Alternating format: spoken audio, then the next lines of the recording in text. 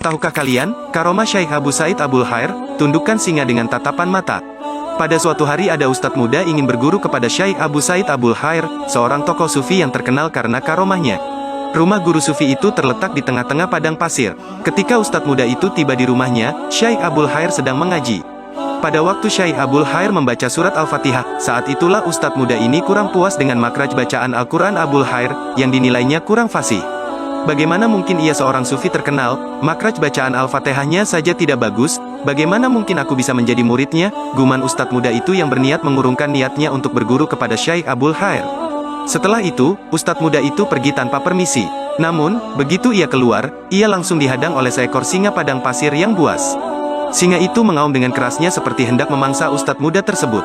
Karena ketakutan, ustadz muda itu mundur. Akan tetapi di belakangnya juga ada seekor singa padang pasir lain yang menghalanginya. Ustadz muda itu terjebak di tengah-tengah tanpa bisa berbuat sesuatu. Akhirnya, ustadz muda itu menjerit keras karena ketakutan. Begitu mendengar teriakan dari luar, Syekh Abul Khair segera turun keluar meninggalkan majelisnya. Ia menatap kedua ekor singa padang pasir yang buas itu dan berkata kepada singa-singa itu, "Wahai singa, bukankah sudah aku bilang padamu jangan pernah kalian mengganggu para tamuku?" Sungguh ajaib, kedua singa yang semula terlihat buas itu lalu duduk bersimpuh di hadapan Syekh Abul Khair. Sang sufi Abul Khair lalu mengelus-elus telinga kedua singa itu dan menyuruhnya pergi. Setelah kedua hewan buas itu benar-benar pergi, ustadz muda itu merasa keheranan. "Bagaimana Anda dapat menaklukkan singa-singa yang begitu liar itu?" tanya ustadz muda. "Anak muda, selama ini aku sibuk memperhatikan urusan hatiku.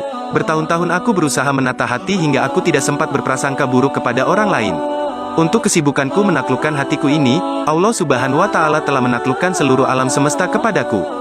Semua binatang buas di sini termasuk singa padang pasir yang buas itu, semua tunduk kepadaku," jelas Abul Khair.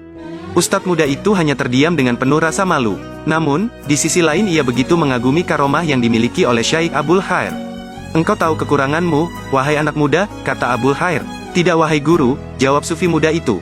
"Selama ini engkau sibuk memperhatikan hal-hal lahiriah hingga nyaris lupa memperhatikan hatimu. Karena itu engkau takut kepada seluruh alam semesta," jelas Abul Khair. Ustadz muda itu akhirnya mengurungkan niatnya untuk pergi. Dia menetapkan hatinya untuk menjadi murid Syekh Abul Khair. Nah, itulah salah satu karomah Syekh Abu Said Abul Khair. Mudah-mudahan dengan cerita ini kita semakin cinta kepada wali-wali Allah Subhanahu wa Ta'ala. Amin.